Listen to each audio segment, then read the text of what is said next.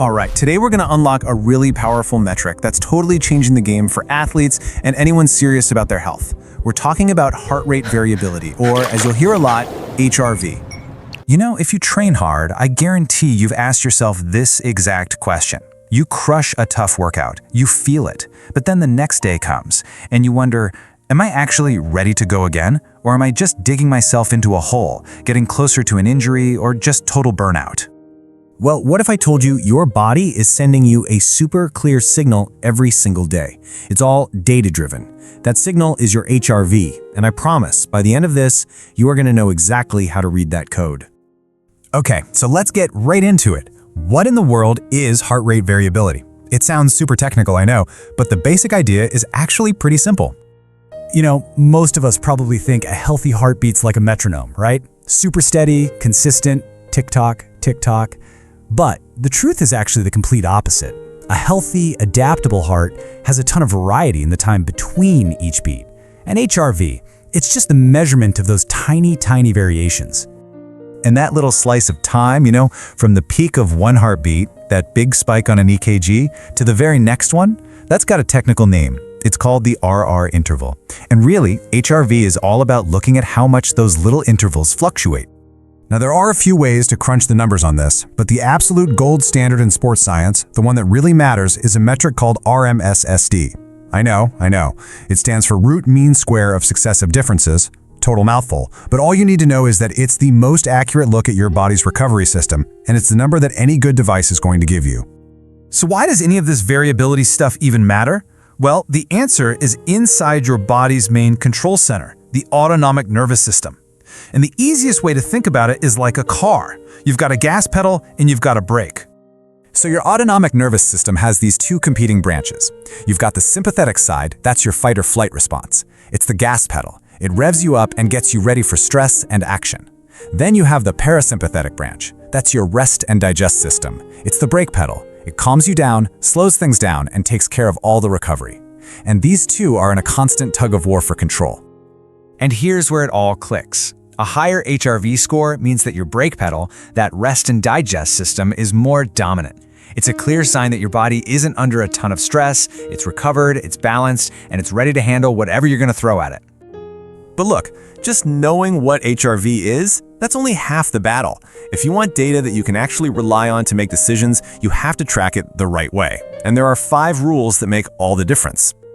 So let's walk through these 5 crucial rules, and we're going to start with the one that is, without a doubt, the most important. Rule number 1, and if you forget everything else, remember this: consistency is key. It's everything. Your HRV is incredibly sensitive to, well, everything.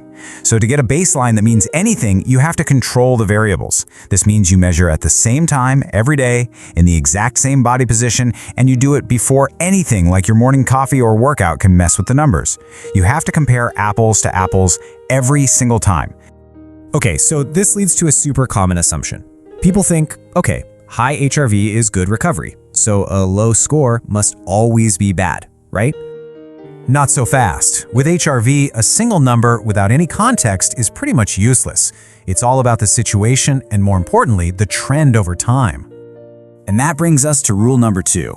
Sometimes a low score can actually be a good thing. I know it sounds weird, but think about it.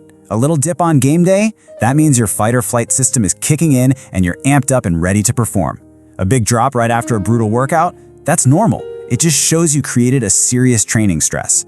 The key is that it should bounce back to your baseline in a day or 2. All right, so if low isn't always bad, it's pretty easy to swing the other way and assume that a higher HRV is always the goal. The higher the better, right? But that's another big pitfall. Yeah, you gotta be really careful with that one. Just chasing the highest possible number can be super misleading. So rule number 3 is to be a little suspicious of abnormally high readings. If your score suddenly shoots way above your normal range, especially when you feel tired, that could be a red flag. It can be a sign of something called hyper-recovery, which is basically your body getting so overloaded with stress that your nervous system just throws in the towel and slams on the recovery brakes way too hard. It's a sign of deep fatigue, not peak performance. And this leads right into our 4th rule. You have to focus on the trend, not the daily snapshot. Your body is always changing, A single reading, high or low, doesn't tell you the whole story. It's just a single frame. You have to watch the patterns over days and weeks to really get what's going on with your body. And that brings us to our fifth and honestly maybe the most critical rule of them all. You have got to use the right tool for the job. Not all fitness trackers are created equal here, not even close. Now, what's really interesting about this slide is the critical difference in data quality. For accurate HRV, you absolutely need a device that can precisely measure those little RR intervals we talked about. A chest strap monitor is built to do exactly that. But a lot of those popular wrist-based trackers, they're just not designed for it. They often just smooth out the data or average it, which literally removes the variability you're trying to measure in the first place. It can make their HRV number basically useless for making any serious decisions. So, after all these rules and all the technical stuff, what's the big picture? What does this all really mean for you and your training? So, the crucial point is this. HRV is not a competition. It is not a video game. The goal is not to get the highest score or to beat your friend's score.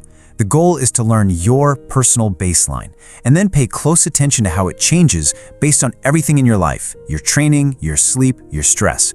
It's a tool for listening to your own body. At the end of the day, HRV gives you a language to finally understand your body's internal state. It's a story that it's telling you every single morning, a direct report on how ready you are, how resilient you are. So the only real question left is, are you listening?